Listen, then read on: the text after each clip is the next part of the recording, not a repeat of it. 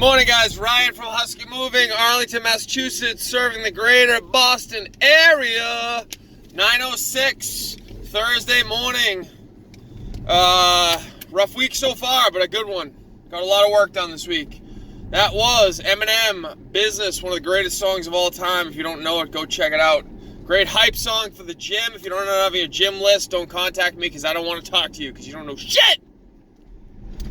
All right, here's what I want to talk to you guys about. I have a couple minutes because I'm going into Cambridge to do an apartment move, and then I gotta, what do I have to do from there? I have to assemble a coffee table and assemble a TV stand, I believe, and then that's what I have booked so far. We'll see where the day takes me. Hopefully it takes me to Mom Magoo's for some buff chick subs. Anywho, the point of the video. So, last week, I had a truck, my only truck. I only have one truck. I got a 16-foot Chevy Express box truck on a job. I was booked to do a basement clean out and then take that stuff to storage. And I was booked to do the rest of the house clean out and take that stuff to the new house. And the customer wanted to do it all in one shot. Meaning get it all in the truck, but the basement itself was a disaster, and it was mostly random items of furniture and boxes that weren't packed up. It was just kind of a shit show, which is fine. That's what a basement is used for.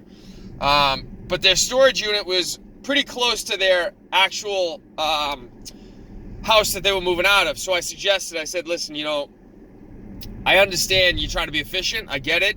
But oftentimes where we lose the most amount of time is packing the truck and trying to get everything in the truck. That's when you have guys standing around trying to get mismatched items to fit together. It wastes a lot of time. Typically, when a place is real close to you, it's oftentimes easier to throw stuff in, not throw, but you know what I mean, put stuff in the truck, but not have to be quite as efficient. You can do it a lot quicker because you don't have to fit all the little Tetris pieces together and then go to the storage unit. And so they did that, which is great. They just listened and they were like, yeah, that's smart. That makes sense, blah, blah, blah. Because anytime we lose on driving, we'll lose like 5 minutes on driving, maybe 10 minutes on driving, but we gain that back 4 times over on packing the truck at least, bare minimum.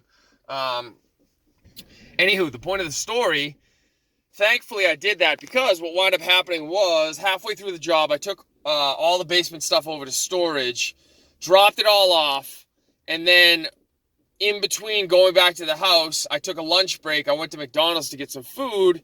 When I pulled into the parking lot, the truck completely just broke down. The gear shifter wasn't working. It was literally running limp in the track. It literally wouldn't engage, so I couldn't start the truck, couldn't move the truck, couldn't put it in reverse, couldn't do anything. It was literally just dead. I did a whole bunch of things to try to figure out if I could get it to re-engage. Wasn't able to re-engage. So finally, first thing I did was let the customer know what was going on, which is important. Obviously, you want to communicate everything that's going on with the customer at all times, just to keep them in the loop, even when things go bad. Probably more importantly, when things go bad, to keep them in the loop. And then I immediately called the tow truck, who thankfully came pretty quickly, shockingly quickly, to pick up a 16-foot truck.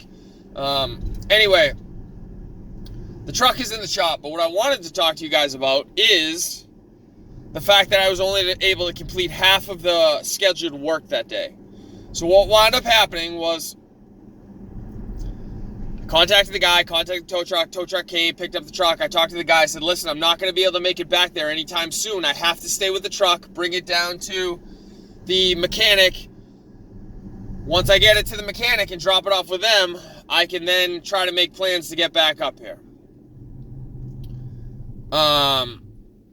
There's a long story from what transpired from that point forward, but he basically said that he thought he was going to be able to finish up the rest of it without me coming back. So at that point, I was kind of I was done for the day mentally, obviously, but I was like, dude, you got to go finish this job. You told me you got to do the whole job, and now you've only done half of the job, and now he's responsible for doing the other half of the job. This is shit.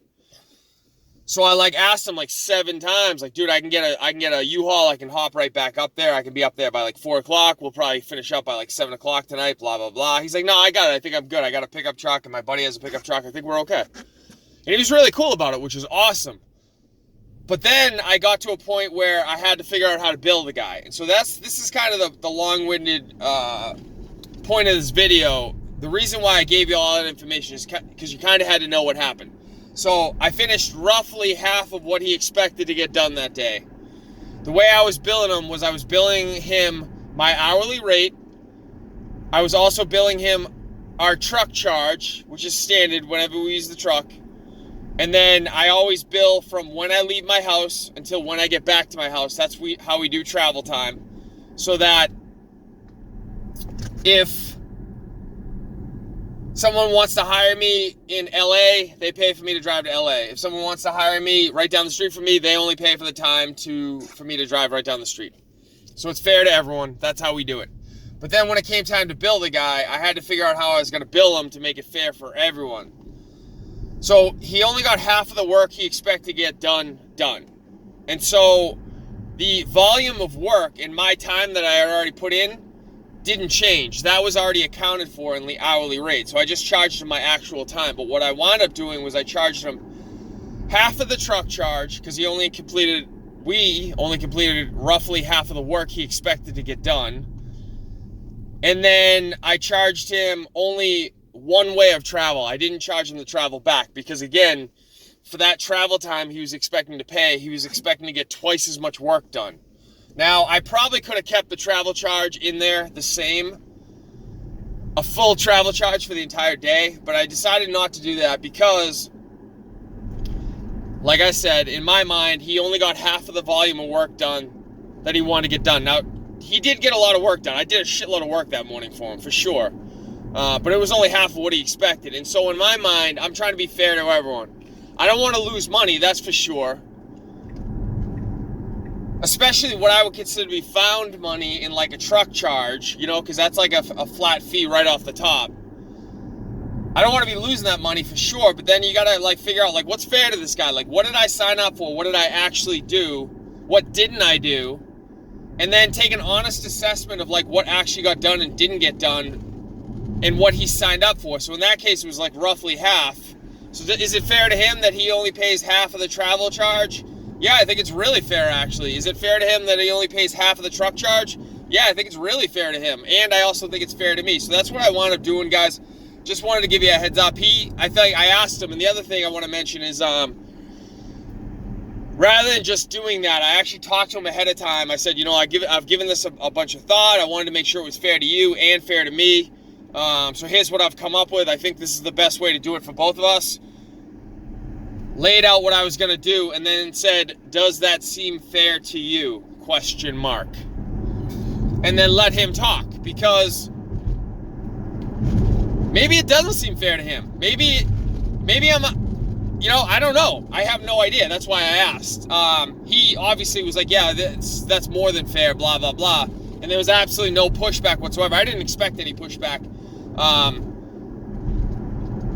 It wasn't necessarily about, I didn't expect him to not think that was fair. I just wanted him to feel heard.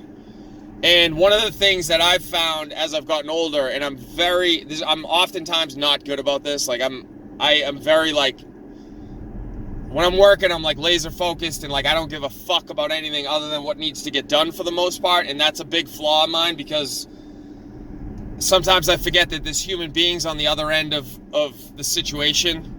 And that's something I got to work on, and I'm aware of that. I think I just wanted him to feel heard, like include him in the discussion rather than just tell him what was happening.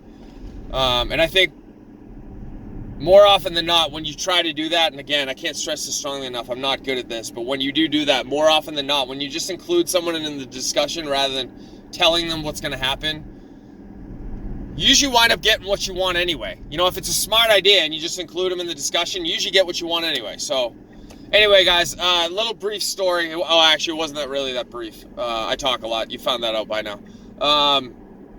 Just want to give you a heads up of what I did, why I did it that way. At some point, you're probably going to come upon a situation like this and how to figure out how to be fair to everyone. So that was the point of the video. If you guys found any information in this that you enjoyed or found helpful, please like, please subscribe. If you want to get a hold of me, you can do so. My email address and website is at the back end of the video, huskymoving.com. Thank you very much for listening, guys. Have a great day.